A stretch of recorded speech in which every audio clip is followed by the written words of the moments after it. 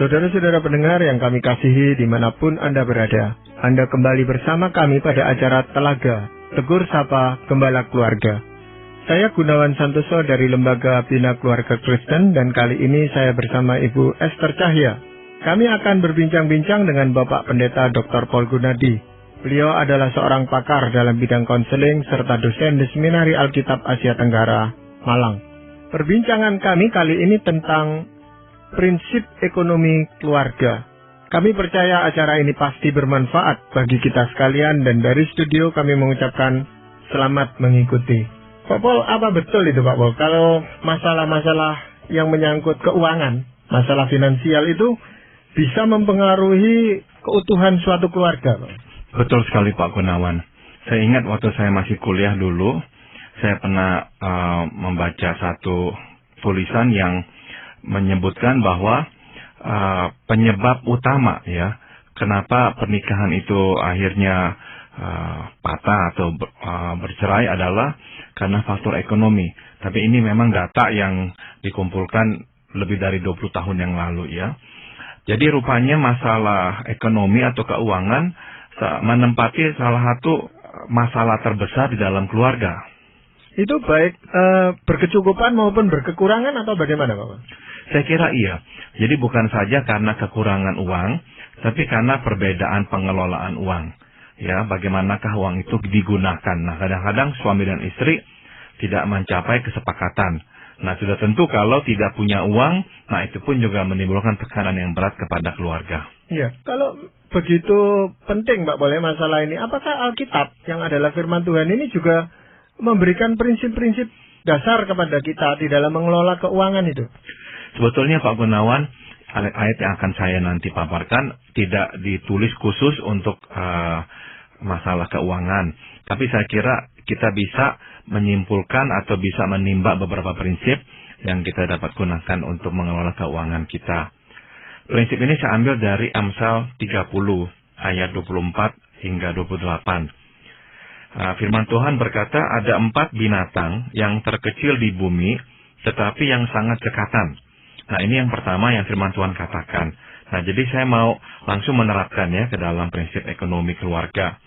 Yaitu ini, kondisi ekonomi kita mungkin saja terbatas ya, alias kecil. Seperti binatang-binatang yang kecil di bumi ini. Tapi ini tidak berarti kita harus hidup dalam kekurangan. Yang diperlukan adalah kecekatan.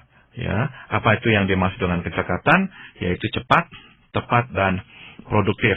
Nah, sekali lagi, jadinya saya ingin mengajak kita semua tidak hanya melihat dari segi kuantitas, tapi bagaimanakah kita nanti bisa mengelola keuangan itu meskipun terbatas. Jadi contoh 4 binatang ini bisa mewakili prinsip-prinsip keuangan yang akan kita bahas malam hari ini, Pak Paul. Ya, betul Ibu Esther. Jadi 4 binatang ini nih saya kira menjadi ya tauladan deh ya, atau memberikan kepada kita beberapa prinsip yang dapat kita gunakan mengelola keuangan. Iya, yang dimaksud cepat itu cepat dalam hal apa, Pak? Cepat artinya kita ini tidak berlama-lama ya dalam satu kondisi. Kadang-kadang kita harus berani ya bertindak. Kita harus berani mengambil keputusan. Nah, kadang-kadang ada orang yang terlalu cepat, tapi akhirnya gegabah, tidak tepat. Maka ya cepat harus diikuti juga dengan tepat, artinya sasarannya jelas ya, jangan sampai kita ngawur.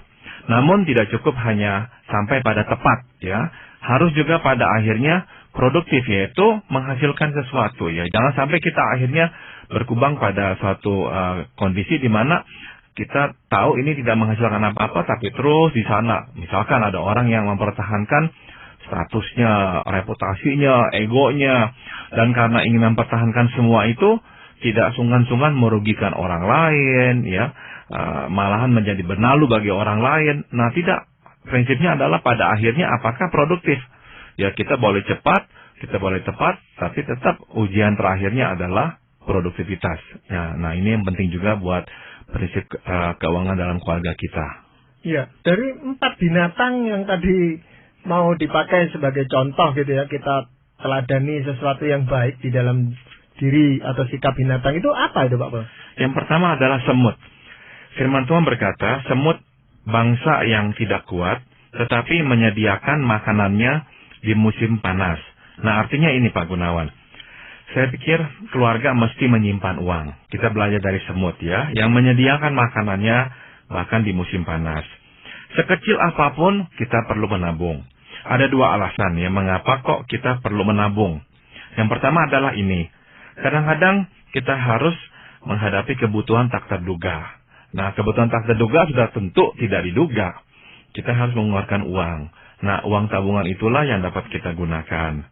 Nah, alasan kedua kenapa kita juga perlu menabung adalah, saya kira menabung melatih kita berdisiplin diri. Orang yang tidak menabung, meskipun uangnya memang berkecukupan, tapi dia tidak pernah menabung, saya duga dia akhirnya nggak bisa berdisiplin diri ya. Dia tidak bisa menahan hasratnya. Dia tidak bisa berkata tidak kepada dirinya. Apa yang dikehendakinya akan harus dia dapati. Nah, jadi menabung juga mempunyai manfaat ya, yaitu melatih kita berdisiplin diri. Nah, jadi kesimpulannya adalah keluarga yang menabung adalah keluarga yang memikirkan dan mempersiapkan hari depan. Jadi ini keluarga tidak hanya hidup di masa sekarang atau hari ini. Besok ya nanti lihat lagi bagaimana, tidak mau memikirkannya. Oh tidak, belajarlah dari semut yang menyediakan makanannya di musim panas. Berkaitan dengan menabung ini kan kadang-kadang bisa ada seperti dua ekstrim begitu Pak Paul ya. Yang satunya yang memang selalu merasa nggak pernah cukup, nggak ada yang untuk ditabung. Tadi kan Pak Paul katakan padahal seberapapun kecilnya perlu ditabung. Tapi kadang-kadang ada yang merasa selalu habis untuk keperluan pokok begitu.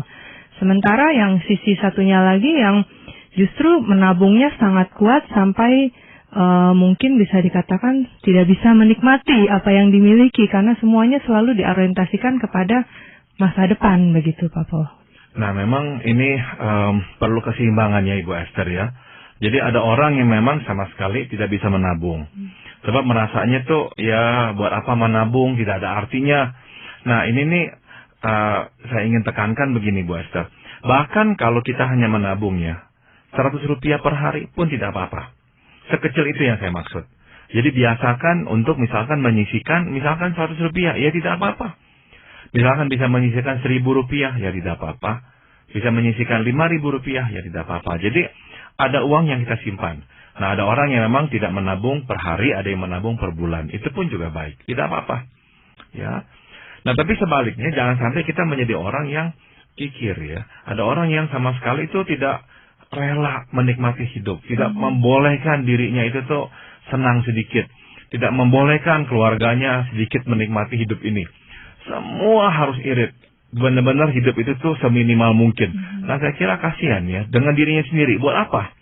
Ya dia kumpulkan uang begitu banyak, tapi selama hidup berpuluhan tahun dia sengsara dan akhirnya meninggal dunia, tidak bisa mencicipinya sama sekali. Nah jadi ya perlu ya untuk adanya keseimbangan yang mempunyai kebiasaan menabung terlalu giat, ya coba dikurangi sehingga bisa menikmati hidup ini. Ya memang biasanya harus ada sesuatu yang memotivasi kita untuk menabung, Bapak. Misalnya mau beli apa atau mau yang tadi Pak Paul katakan cadangkan untuk kalau sakit gitu. Jadi itu memotivasi kita.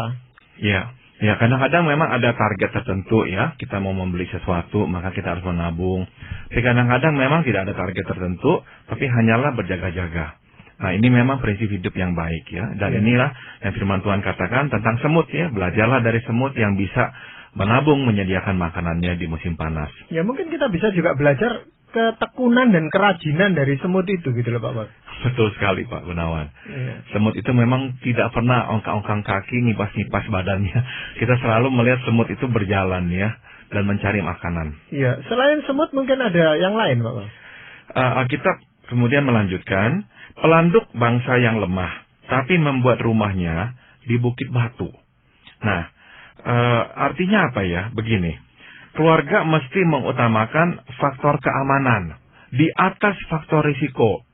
Ya, saya mengerti dalam berusaha, ya membuka usaha dagang misalkan atau bisnis, akan selalu ada unsur ya risikonya. Namun, kalau kita sudah berkeluarga, jangan mengambil risiko yang besar. Sehingga nanti misalkan benar-benar risikonya terjadi, yang buruk itu menimpa kita, habis satu keluarga. Sampai rumah disita dan sebagainya. Jangan. Nah ada orang gelap mata. Pokoknya wah ini akan menghasilkan untung besar. Langsung ya mengambil risiko yang sebesar itu. Akhirnya gagal. Apa dampaknya? Keluarga mesti pindah, tidak ada rumah, mesti nyewa dan sebagainya. Nah jangan mengambil risiko yang sebesar itu. Ingat, yang kita harus utamakan adalah keamanan. Ya, pelanduk itu menjauh dari bahaya dengan membuat rumahnya di atas bukit batu. Ya, dia tahu dia binatang yang lemah, dia bisa langsung diterjang oleh binatang yang lebih besar. Nah, makanya dia pintar. Dia naik ke atas bukit batu, dia membuat rumahnya di sana. Nah, itu kan aman. Nah, jadi kita harus belajar seperti dia juga. Kita pun harus menjauh dari bahaya kebangkrutan dengan cara bersikap hati-hati dan tidak gegabah dalam pengeluaran uang. Ya, di tengah kesulitan ekonomi ini biasanya orang mudah tergiur dengan iming-iming bunga yang tinggi dan sebagainya yang suatu saat bisa menghabiskan harta bendanya, Pak. Iya, dan kadang-kadang memang saya juga heran orang kok bisa begitu tergiur ya oleh hal-hal yang bagi saya sangat tidak masuk akal. Misalkan di SMS, ya di handphone kita kan sering mendengar kabar, ada ini loh, engkau dapat hadiah, tinggal ambil apa-apa. Saya pikir ini kan jelas-jelas penipuan ya. Masa ada orang nggak ada kerjaan mau memberikan kita uang dengan begitu saja. Tapi ada aja orang yang tertipu. Karena akhirnya terlalu tergiur ya oleh keuntungan yang dianggapnya besar itu. Iya, mungkin mengharapkan hasil besar dalam waktu singkat gitu loh, Pak. Betul. Nah, biasanya memang Pak Gunawan, orang yang dalam keadaan terdesak kadang-kadang matanya lebih gelap. Justru ya kita harus ingatkan bahwa dalam masa-masa itu dia harus lebih hati-hati. Jangan bermain judi ya, benar-benar jangan berjudi dengan kehidupan keluarganya. Kasihan anak-anak, kasihan keluarganya. Jangan sampai gelap mata. Jadi faktor keamanan kita harus utamakan di sini. Tapi kadang-kadang memang tren yang ada kan bisa membuat orang tergiur juga ya. Misalnya properti gitu sedang booming, jadi orang juga sepertinya mau ikut investasi dalam hal itu. Tapi ternyata tidak seberuntung orang lain ya. Itu yang kadang-kadang beresiko itu ya Pak Paul ya? Betul sekali. Ada kalanya memang orang latah ya. Dan seringkali bukankah kita lihat ini Mbak Esther, kebanyakan yang berhasil menghasilkan keuntungan adalah yang pertama-tama. Iya. Yang ikut-ikutan kebanyakan nggak berhasil. Jadi kadang-kadang orang terlalu mudah latah. Dia berhasil, pasti kita berhasil. Pokoknya ikuti saja dah, pasti bisa. Ya tidak ya. Jadi akhirnya meresikokan segalanya, hampir habis-habisan. Dan kadang-kadang orang begini, sudah tahu ini bakal habis-habisan, tidak mau nyerah. Karena tanggung, udah keluarkan uang begitu banyak. Pokoknya mesti sampai habis dah, baru berhenti. Tapi masalahnya faktor keamanan ya, akhirnya dikorbankan. Anak istri harus menderita. Memang ada orang yang berprinsip bahwa keuntungan yang besar itu harus risikonya besar gitu. Kalau risiko kecil ya keuntungan kecil. Tapi mungkin lebih baik yang keuntungan kecil tapi aman gitu, Pak Bos. Betul sekali. Kecuali kita hidup sendiri. Kalau kita hidup sendiri tidak ada tanggungan, silakan. Kalau misalkan kita habis semuanya ya kita palingan ya pindah, harus nyewa rumah atau harus kontrak atau harus kos, tidak apa-apa. Tapi kalau kita punya keluarga, kita harus pikirkan faktor keamanan keluarga kita. Saya sudah mendengar kasus-kasus seperti ini Pak Gunawan. Kasus di mana anak istri harus menderita. Dipindah-pindahkan dari tempat ke tempat yang lain gara-gara apa? Habis. Karena memang terlalu berani berspekulasi, akhirnya benar-benar habis. Nah ini kan nantinya nih menimbulkan masalah dalam keluarga. Pasangannya atau anak-anaknya kehilangan respek pada kita. Mereka akan berkata, Papa selalu memikirkan diri sendiri. Papa tidak pernah memikirkan kami sampai harus menderita seperti ini. Misalkan pindah sekolah, anak-anak kan juga harus menderita. Belum lagi malunya. Tadinya punya mobil, sekarang tidak punya mobil dan sebagainya. Nah seringkali itu gara-gara orang tua gegabah. Jadi kalau kita sudah berkeluarga, kita harus utamakan faktor keamanan ini. Ya, binatang yang lain Bapak? Yang lain adalah belalang. Firman Tuhan berkata, belalang yang tidak mempunyai raja, namun semuanya berbaris dengan teratur. Nah, apa prinsip yang bisa kita petik di sini? Kebanyakan masalah keuangan bersumber dari gaya hidup yang tidak teratur dan tidak berdisiplin, bukan karena kekurangan penghasilan. Nah, ini menarik Pak Gunawan ya. Saya perhatikan ada orang memang yang benar-benar susah ya, kekurangan sekali. Itu juga ada, saya tahu itu. Dan memang kita harus sensitif dengan mereka. Namun saya juga ingin mengangkat satu pengamatan yang lain, yaitu cukup banyak orang yang akhirnya itu mengalami masalah keuangan bukan karena gajinya tidak cukup. Banyak orang-orang yang gajinya di bawah dia, tapi hidup cukup. Kenapa dia sampai tidak cukup? Nah ini dia. Karena tidak mempunyai gaya hidup yang teratur. Gaya hidupnya sangat tidak berdisiplin. Nah belajarlah dari belalang. Belalang tidak mempunyai raja, artinya tidak harus diatur-atur. Namun bisa berbaris dengan teratur. Ya, ada disiplin dirinya belalang. Nah, kalau belalang saja punya disiplin diri, apalagi kita sebagai manusia. Jadi hiduplah dengan pengendalian diri, jangan turuti semua keinginan hati. Betapa sering kita melihat masalah seperti ini. Tetangga beli sesuatu, sofa yang baru. Kita kepengen beli sofa yang baru. Tetangga beli mesin untuk bisa olahraga di rumah. Ya, treadmill atau apa. Wah, kita ikut-ikutan mau beli juga. Tidak punya uang, akhirnya utang, pakai kredit, dan sebagainya. Akhirnya nggak bisa bayar, berantakan. Jadi nggak punya disiplin ya. Nah itu tuh salah satu sumber penyebab mengapa orang akhirnya mengalami masalah keuangan. Tapi memang justru gaya hidup ini sekarang seringkali ditekankan dalam iklan gitu Pak Paul ya. Untuk seolah-olah menaikkan status, untuk punya gaya hidup yang lebih berkelas begitu, yang memang yang ditawarkan kan, tapi dengan kredit misalnya, dengan bunga yang serendah-rendahnya. Itu yang justru menjadi godaan yang terbesar ya. Betul sekali Bu Esther. Jadi akhirnya memang orang berlomba-lomba untuk masuk ke dalam kategori ya berkelas ya. Makanya membeli baju yang berkelas, membeli sepatu yang berkelas, membeli tas yang berkelas, semuanya ada kelasnya. Dan dari merek-merek itu tuh kita tahu bahwa ini adalah orang-orang berkelas. Ada sedikit cerita lucu Bu Esther dan Pak Gunawan. Ada seorang teman saya yang memang sangat mapan secara finansial. Nah dia kalau beli baju atau apa, dia bilang saya beli yang memang jelas-jelas bukannya asli, ditempelkan saja labelnya. Tapi dia bilang bahannya masih bagus, seperti asli, saya beli aja, harganya jauh lebih murah. Nah dia bilang gara-gara mereka tahu saya siapa, tidak ada yang pernah bertanya ini palsu. karena dia memang orang berada, jadi dia selalu memakai baju yang dianggapnya asli, padahalnya enggak. Dia bilang saya beli yang merek buatan aja, dia bilang. Nah, ya itulah salah satu ironi kehidupan ya dewasa ini. Orang-orang saking tergiur dan mau berlomba-lomba yang masuk ke dalam kelas tertentu, sehingga ya akhirnya kadang-kadang enggak lagi mempedulikan kondisi real ya. Siapa punya ini, saya juga harus punya. Ya, saya kepengen ini, saya juga harus bisa dong. Mereka berlibur ke Bali, kenapa kita tidak bisa berlibur ke Bali? Juga hayo harus ke Bali dan sebagainya. Tidak melihat kondisi keuangan sendiri. Jadi perlu sekali kita hidup berdisiplin. Ya, itu seringkali juga dilupakan bahwa kadang-kadang kita membeli sesuatu itu sampingannya banyak gitu Pak Paul. Misalnya kita beli TV, mesti menyediakan meja, mesti menyediakan biaya untuk listrik yang lebih mahal dan sebagainya. Itu tidak terhitung sebenarnya. Ini poin yang bagus sekali Pak Gunawan. Seringkali kalau beli satu barang mesti beli 5-6 barang yang lain. Iya. Betul. Betul. Jadi sangat dianjurkan sebenarnya itu kita membuat anggaran gitu Pak Paul. Iya. Betul sekali Pak Gunawan. Itu melatih kita berdisiplin. Jadi ada yang mendisiplin kita ya anggaran itu tadi. Betul sekali. Memang ada dua cara ya membuat anggaran Pak Gunawan. Ada orang yang memang menuliskan pengeluarannya berapa, dan pokoknya semua uang yang keluar ditulis sehingga bisa terkontrol. Ada yang seperti itu.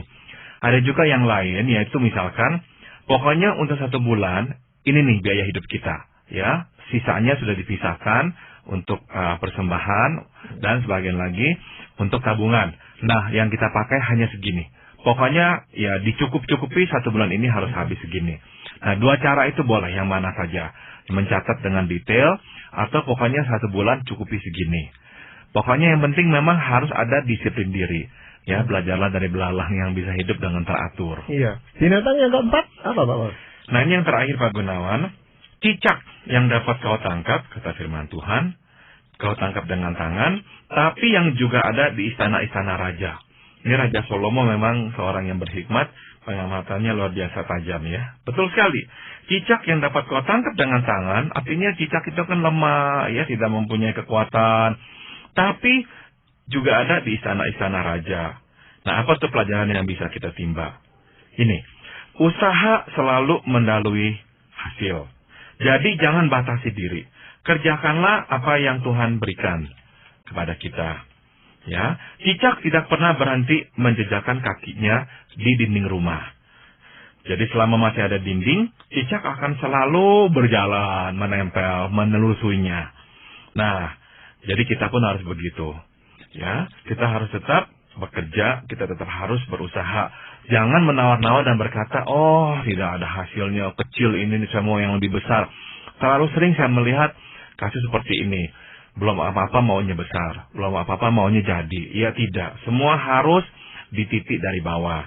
Nah, bukankah peluang justru terbuka tatkala kita tengah mengerjakan sesuatu, bukan tatkala kita tengah melamun atau berpangku tangan. Ya, jadi belajarlah dari cicak yang selalu berjalan di dinding, tahu-tahu berakhirnya di istana raja. Tapi tentang selama peluang terbuka itu kadang-kadang membuat orang juga bisa gelap mata juga nggak sih, Pak? Nah, misalnya merasa, iya ada peluang baru begitu. Nah, tetap memang harus diimbangi dengan prinsip keamanan. Ya, jadi apapun yang kita masuki atau coba, kita harus lihat selalu ya faktor risikonya. Jangan sampai mengorbankan keluarga kita. Jadi risiko itu selalu harus kita gunakan ya. Nah, jadi ada keseimbangan. Peluang terbuka sudah tentu kita akan coba. Namun jangan sampai gelap mata sehingga mengorbankan keluarga kita. Risiko itu harus kita kurangi. Ya, memang bekerja ini belum tentu menghasilkan uang, menambah penghasilan kita, Pak Paul. Tapi kadang-kadang dengan bekerja itu bisa mengurangi biaya yang seharusnya kita keluarkan. Betul Jadi sekali. Untuk reparasi yang kecil-kecil itu kita bisa kerjakan sendiri di rumah, tidak perlu bayar tukang gitu, Pak Paul. Betul sekali. Betul sekali. Jadi banyak hal yang memang bisa akhirnya dihasilkan. Juga ini Pak Gunawan, seorang majikan kalau mendapat satu resume-nya atau CV, dan di sana kemudian ditulis tahun berapa sampai tahun misalnya ya, 98 bekerja sebagai apa. Terus kosong. Sekarang tahun 2005. Nah, majikan yang prospektif ini akan bertanya kepada pelamar itu, dari tahun 98 sampai sekarang apa yang kamu kerjakan? Terus dia bilang, mencari pekerjaan. Nah, akan dikatakan, masa nggak ada pekerjaan satupun yang bisa kamu kerjakan?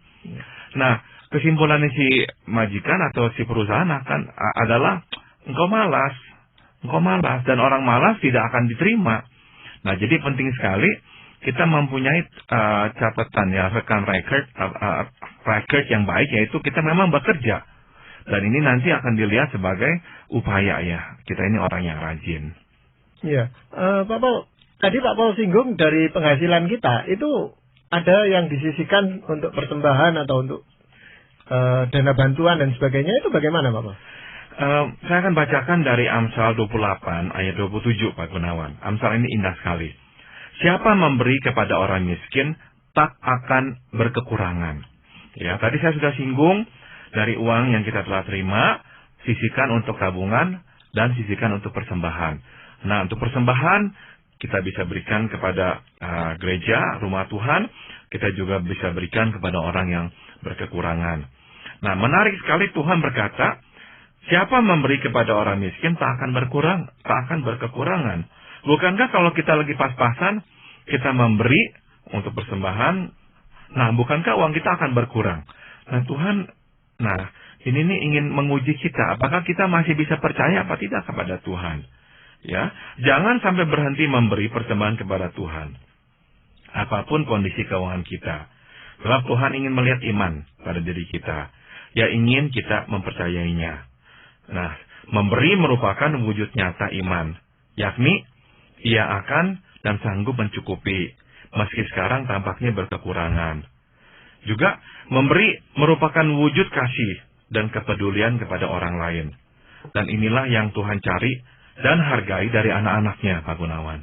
Ya, itu memang dana yang disisihkan untuk persembahan atau untuk dana bantuan terhadap orang lain. Itu juga membutuhkan kedisiplinan dari kita. Itu kadang-kadang kalau belum digunakan, kebetulan yang kita butuhkan untuk keperluan sehari-hari habis, ini kita cenderung untuk menggunakannya gitu Pak Paul. Padahal itu suatu langkah yang kurang tepat saya rasa. Betul. Jadi sebetulnya itu dalam hal keuangan, Tuhan selalu ya ingin membuktikan bahwa dia bisa dipercaya. Nah, Ada kalanya dia membiarkan kita melewati kondisi yang susah. Tapi di sanalah dia ingin membuktikan bahwa dia bisa memelihara kita. Sewaktu Israel terkena bala kelaparan dan kekeringan, nah Tuhan memelihara hambanya Elia dengan mengirimkan burung gagak. Dan akhirnya dia bisa dicukupi. Kemudian waktu dia ke Sidon, bertemu dengan seorang wanita dan anaknya, dan dia di sana dipelihara dengan diberikan roti, terus diberikan minyak yang nggak habis-habis. Nah, Tuhan memelihara. Jadi itu yang Tuhan ingin buktikan kepada kita. Dia sanggup memelihara. Nah, tinggal kita apakah masih mau percaya kepada dia atau tidak. Ya, Pak Paul, ini di dalam kehidupan suami istri. Kalau suami dan istri punya prinsip yang berbeda, bagaimana, Pak Paul?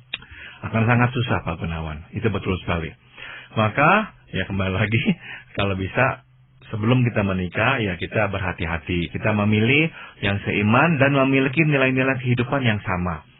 Kalau yang satu, ya menuruti firman Tuhan, ya berhati-hati, tidak sembarangan hidup. Tapi yang satunya nggak pedulian. Pokoknya hari ini ada uang, hari ini dihabiskan. Ya akan susah sekali. Pasti akan banyak pertengkaran. Dan itu masa anak-anak mereka itu sangat menentukan bagaimana mereka mengelola keuangan pada kehidupan pernikahannya. Ya, tapi kadang-kadang memang nggak pasti juga, Pak Gunawan. Ada orang yang dibesarkan dalam keluarga yang cukup, akhirnya mempunyai konsep yang baik dalam memakai atau menggunakan uang.